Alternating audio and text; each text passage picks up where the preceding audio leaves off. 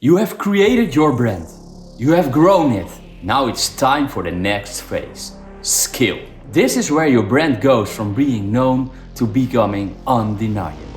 The goal to expand your reach, grow your market share and build long-term sustainable success. Scaling isn't just about doing more. It's about doing the right things.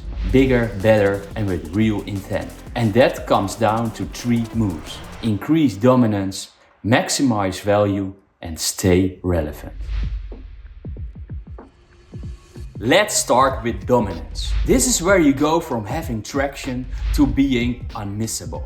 You do that by getting more people to think of your brand in more buying moments. In the grow phase, you have focused on being available. You started showing up, building memory, becoming part of the consideration set. But in the scale phase, that's not enough anymore. To truly dominate, you need to take both mental availability and purchase availability to the next level. Mental availability means showing up more often, in more places and in more situations where buying decisions happen. That might mean social, search, YouTube, podcasts, but also traditional media like TV, outdoor or print. And don't underestimate the power of partnerships and collaborations. Tapping into other people's audiences can be one of the fastest ways to grow your own. It's not enough to show up once or in one place. You need repeated exposure across channels over time. And to do that, you need reach. And reach requires media investment. Scaling mental availability takes more than good content. It takes consistent media behind it. Because people don't buy what they don't remember. But being remembered is only half the battle. You also need to be easy to buy. That's purchase availability. You scale it by expanding your distribution, entering new markets, showing up in more stores, more platforms, more formats. You remove friction and increase reach, so that whenever someone is ready to buy, you are right there. And here's where acquisition becomes a lever. Instead of building everything from scratch, sometimes you buy your way in. That might be a company with the distribution you lack, a product that completes your portfolio, or a brand that already owns attention in a market you want. It accelerates both mental and physical availability and speeds up your path to dominance. Put more weight behind what already delivers. That's how you go from being an option to becoming the obvious choice. The next part is about maximizing value. Real growth comes from getting light buyers to buy again and turning non-buyers into first-time buyers. To do that, you need to widen your reach and broaden your offer so it speaks to more people in more buying moments. That might mean introducing simpler, lower barrier products, or creating entry-level versions of your service, or bundling your offer in a way that feels more relevant to different segments of the market.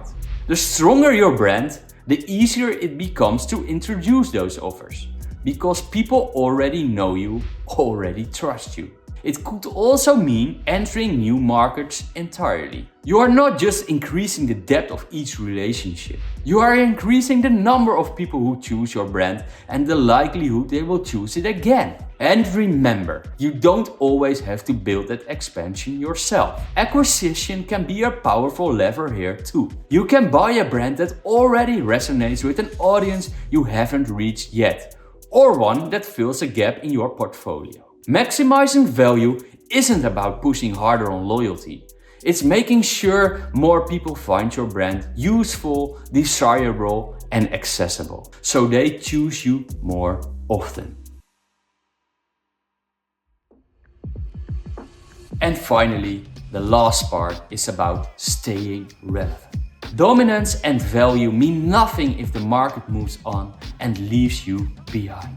And that can happen fast. Consumer expectations shift. Trends evolve, new technologies disrupt, new players emerge with fresher stories, sharper positioning, or a better cultural fit. The reality is, relevance is rented, not owned. And the rent is due every single day.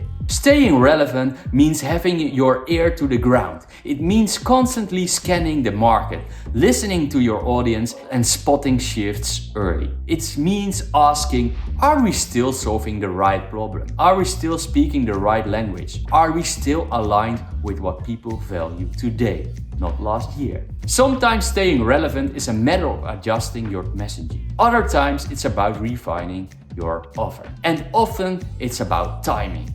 Being the brand that responds first to a shift that others are still ignoring. And if you don't have the capabilities to move fast, that's where acquisition can help. Maybe there's a team out there that's already building the tech, offering the service or telling the story your brand needs next. If they fit, buy the momentum instead of trying to recreate it from scratch. But here's the balance. Evolve without losing your core. Stay fluid without becoming vague. The strongest brands grow by adapting what's around them, while protecting what's essential about them. Because the brands that win at scale, they don't just grow, they stay relevant again and again.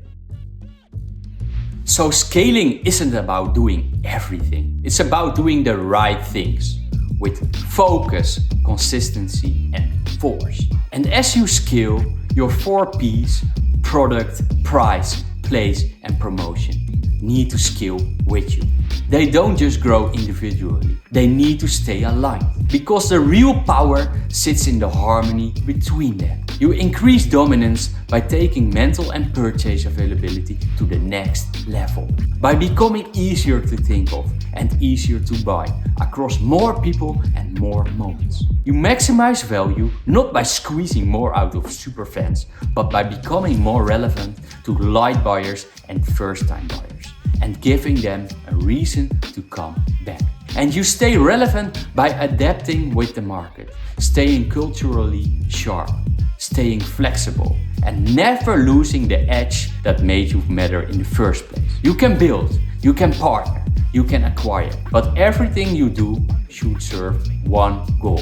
Make your brand the obvious choice. That's how you scale, and that's how great brands go from momentum to market leadership. This was the final video in our series on the Outcome Flywheel. In this series, we covered the 3 key phases: create, grow, and scale. If you haven't watched the earlier videos yet, I highly recommend going back. Each phase builds on the last, and together they form a complete blueprint for growing a brand that lasts. Got a question about the skill phase or about how this applies to your business? Drop it in the comments. I would love to hear from you how you are applying this and where you might be stuck. And if this series has been helpful, feel free to like, share, or pass it on to someone who needs it. Let's keep building outcomes.